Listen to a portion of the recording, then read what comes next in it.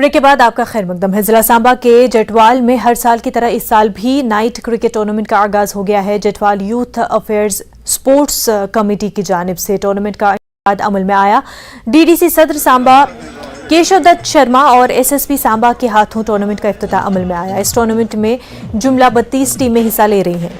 Sports committee के जिम्मेदारों ने बताया कि नौजवानों को नशे की लत से छुटकारा दिलाने और क्रिकेट को फरोग देने के लिए इस तरह के टूर्नामेंट मुनक्किद किए जा रहे हैं। मकामी लोगों ने स्पोर्ट्स कमेटी के इस इक़दाम की सराहना की।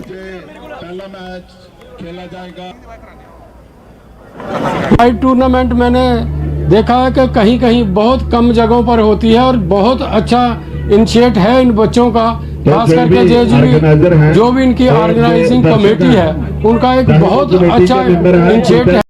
खिलाड़ियों को की प्रतिभा को निखारना चाहते हैं और उनको नशे से भी बचाना चाहते हैं। जो हीरोइन रूपी जहर जो युवाओं में बांटा जा रहा है उनकी तबाही करने के लिए, उसके लिए ये एक बहुत बड़ा अच्छा कदम है और मैं इनको शुभकामनाएं देता हूं। पुलिस की ओर से मैं इनको बधाई पेश करना चाहता हूं कि इतनी मेहनत करके रात को ये प्रतियोगिता का जो आयोजन कर रहे हैं, ये बहुत ही अच्छी चीज है और इसमें व्यस्त रहेंगे। ऑर्गेनाइज किया जा रहा है जहाँ पे 32 टीम्स पार्टिसिपेट ले रही है। हमारा मेन मकसद है कि हम नशे को मुक्त करें और इसको प्रमोट करें कि ताकि आपसी भाईचारा बना रहे। हुकूमत की जानिब से शुरू की गई मुख्तलिफ स्कीमों की बदौलत बांडीपुरा में बागबानी का शोबा तेजी से फरोग पा रहा है। जिले में मुख्तलिफ मेवाजात की पैदावार में भी इजाफा हो गया है।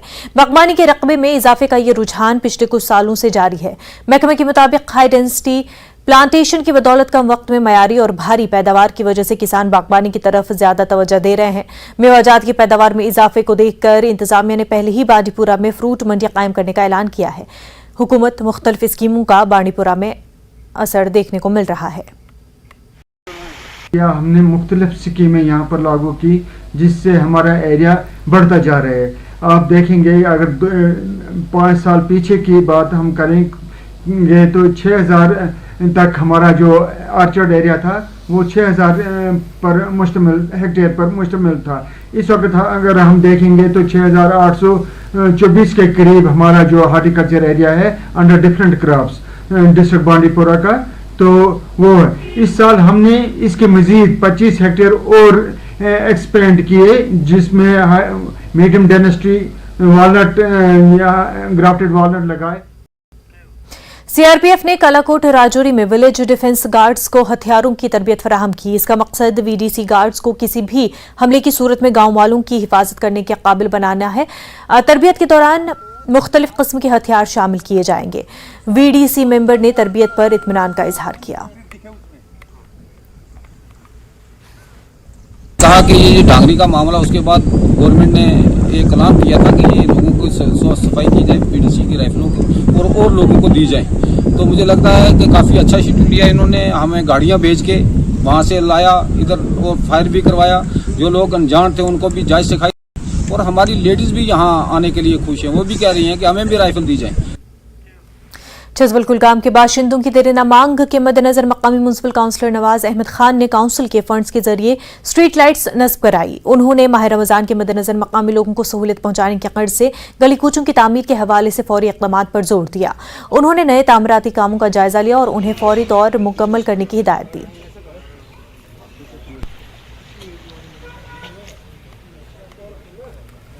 तो अभी बहुत है, लेकिन जितना मेरे से हो सका है, जब से मैं काउंसलर बना हूँ, आप यहाँ के लोकल से पूछ सकते हो कि डस्टबिन से लेकर गली कोचे जितने भी है वो सब तामीर हुए हैं। आप देख सकते हो मेरे बैक साइड में भी एक कंस्ट्रक्शन हुई है लेन की, ये भी हो चुकी है।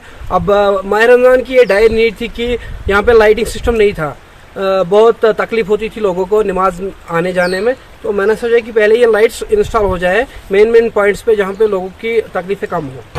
शुक्रगुजार नवाज साहब इस काउंसलर आज ब्रोट पता कह आज ब्रोट 2 वरी 3 वरी वस तान कि वार्डस का काउंसलर यन पे आय नवाज साहब तन पे कर कम गली कोच लाइट प्रॉब्लम आज माह रमजान में लाइट ये मुश्किल रात पकन तम वनकन सहूलियत।